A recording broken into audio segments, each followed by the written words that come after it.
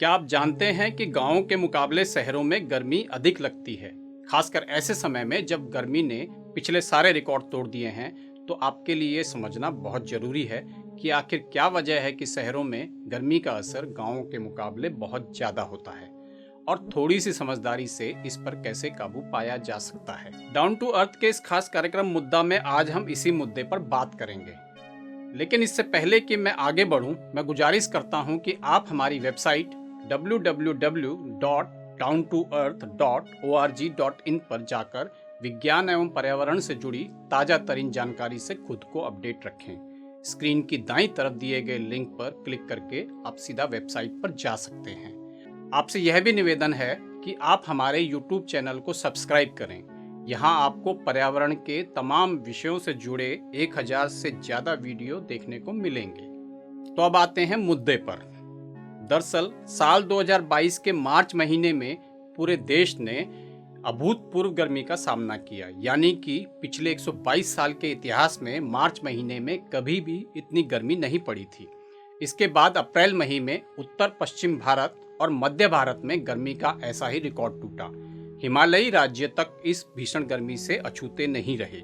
मई में कई इलाकों में जानलेवा लू चल रही है, लेकिन इन आंकड़ों के बीच आप महसूस कर रहे होंगे कि गर्मी का असर शहरों में अधिक देखा जा रहा है। ऐसी अवस्था को अर्बन हीट आइलैंड कहा जाता है। आइए पहले समझते हैं अर्बन हीट आइलैंड, जिसे शहरी उष्ण द्वीप भी कहा जाता है, क्या होता है। अर्बन हीट आइलैंड यानी घनी आबादी वाला एक ऐसा शहरी क्षेत्र जहां का तापमान साथ लगते ग्रामीण क्षेत्र के मुकाबले काफी अधिक होता है। तापमान का यह अंतर दिन के मुकाबले रात में अधिक होता है जब हवाएं कमजोर होती हैं। उदाहरण के लिए एक आकलन के मुताबिक कोलकाता का शहरी तापमान आसपास के ग्रामीण क्षेत्र के तापमान से दिन में 1 से 3 डिग्री सेल्सियस अधिक रहता है, जबकि रात में 12 डिग्री सेल्सियस तक अधिक पहुंच सकता है। अगर आप ये समझ रहे हैं कि अर्बन हीट आइलैंड जलवायु संबंधी मामला है, तो आप गलत हैं। यह पूरी तरह से शहरी समस्या है और हमारे द्वारा शहरों के डिजाइन और योजना से जुड़ा हुआ मुद्दा है। इसे एक और उदाहरण से समझते हैं। लंदन जैसे ठंडे मौसम वाले शहर में भी अपने आसपास के हरित क्षेत्र की तुलना में रातें 10 डिग्री सेल्सियस तक ज्यादा गर्म रहती हैं, क्योंकि लंदन का एक बड़ा हिस्सा कंक्रीट के जंगल में बदल चुका है, जबकि हरी भरी जगहें और जलाशय कम होते जा रहे हैं। विश्व स्वास्थ्य संगठन यानी WHO के दिशा निर्देश कहते हैं कि किसी भी शहर में 12 वर्ग मीटर प्रति व्यक्ति के हिसाब से हरित क्षेत्र होना चाहिए। लेकिन अगर भारत के प्रमुख शहर कोलकाता की ही बात करें तो यहाँ केवल 0.63 वर्ग मीटर प्रति व्यक्ति हरित क्षेत्र है। भारत के लगभग हर बड़े शहर या महानगर में ऐसी ही स्थिति देखने को मिल सकती है। अब जहाँ गर्मी ज्यादा होगी तो गर्मी से राहत पाने के इंतजाम भी ज्यादा करने होंगे, यानी कि शहरों में गर्मी ज्यादा होने के कारण यहाँ एयर कंडीशनर, कूलर, फ्रिज आदि की डिमांड भी अधिक रहती है, जिससे बिजली की खपत बढ़ती है और लोगों का खर्च भी बढ़ जाता है। लेकिन इसे रोका जा सकता है। बस इसके लिए हमें अपने बिल्डिंगों के डिजाइन में बदलाव करना होगा या पुरानी बिल्डिंग में कुछ ऐसे काम कराने होंगे जिससे उनके अंदर गर्मी ना ठहर सके। ये बिल्डिंग कैसी होनी चाहिए? छत पे आने वाली धूप को हम 2 तरीके से रोक सकते हैं। एक तरीका है धूप को रिफ्लेक्ट कर देना, दूसरा तरीका है धूप को उसकी छत की सतह तक ना जाने देना। रिफ्लेक्ट करने के लिए हम 2D टाइल्स, सफेद रंग की टाइल्स का इस्तेमाल कर सकते हैं या फिर कुछ रिफ्लेक्ट करने वाले पेंट्स का इस्तेमाल करते हैं, जो कि आजकल के टाइम में काफी पॉपुलर हो चुके हैं। दूसरा, छत की सतह तक धूप ना पहुंचे उसके लिए हम गार्डन्स लगा सकते हैं छत पर। इससे होता क्या है, इससे 3 चीजें होती हैं। एक तो गार्डन की मिट्टी की वजह से डायरेक्ट धूप छत की सतह तक नहीं जाती है। दूसरा, जो पेड़ पौधे हैं वो ठंडक बनाए रखते हैं। और तीसरा, जो पौधों की नमी होती है वो भी आसपास का तापमान बढ़ने नहीं देती है।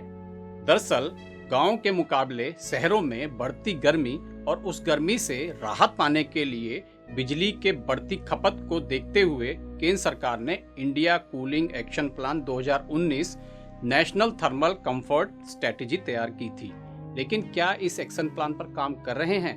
क्या हम इसे हासिल कर सकते हैं? क्या है ये एक्शन प्लान? इस प्लान में कई तरीके की स्ट्रैटेजीज को प्रपोज किया गया है।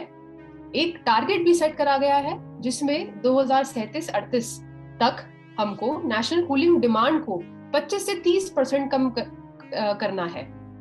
अब इसको पूरा करने के लिए कम बिजली इस्तेमाल करने वाली तकनीकें, बिल्डिंग एनर्जी कंजर्वेशन कोड्स का इम्प्लीमेंटेशन और स्पेशली अफोर्डेबल हाउसिंग में थर्मल कंफर्ट को लाना और ठंडा करने वाले उपकरणों की एनर्जी एफिशिएंसी की तरफ काम करना कुछ स्ट्रैटेजीज हैं। इस तरीके की और भी कई स्ट्रैटेजीज इसमें बताई गई हैं।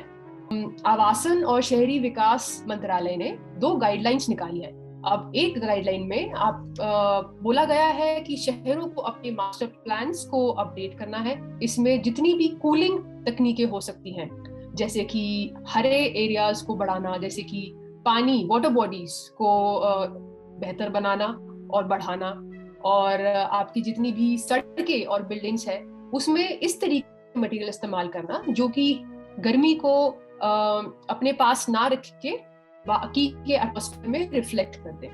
दरअसल एक वर्ग है जो एसी कूलर पर होने वाले खर्च को वहन कर सकता है, लेकिन एक बड़ा वर्ग है जो न तो एसी जैसी चीजें खरीद सकता है और ना ही उसका मासिक बिल भर सकता है। उन्हें झुलसती गर्मी का सामना करना पड़ता है और वे बीमारी का भी शिकार बनते हैं।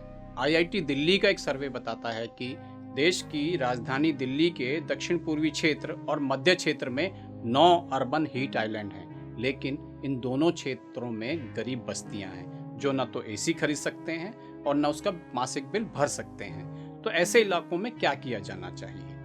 गरीब व कमजोर आय वर्ग के लिए केंद्र और राज्य सरकारें अपनी अलग अलग योजनाओं के तहत घर बनाकर देती हैं। जैसे कि प्रधानमंत्री आवास योजना के तहत किफायती सस्ते घर बनाए जाते हैं, लेकिन इन घरों में भी ऐसी तकनीक इस्तेमाल नहीं हो रही है जिससे यहाँ रह रहे लोगों को कम गर्मी का सामना करना पड़े। तो आप समझ गए होंगे कि गांवों के मुकाबले शहरों में गर्मी अधिक क्यों लगती है, और आपकी या सरकार की थोड़ी सी समझदारी न केवल गर्मी से राहत मिल सकती है बल्कि ऊर्जा यानी बिजली की जरूरतों को भी कम किया जा सकता है। उम्मीद है आपको मुद्दा का यह एपिसोड पसंद आया होगा। इसी तरह की सरोकारी पत्रकारिता के लिए हमें आपके सहयोग की जरूरत है। कृपया हमारे YouTube चैनल को सब्सक्राइब करके, उसे शेयर करके और लाइक करके हमारा हौसला बढ़ाएं।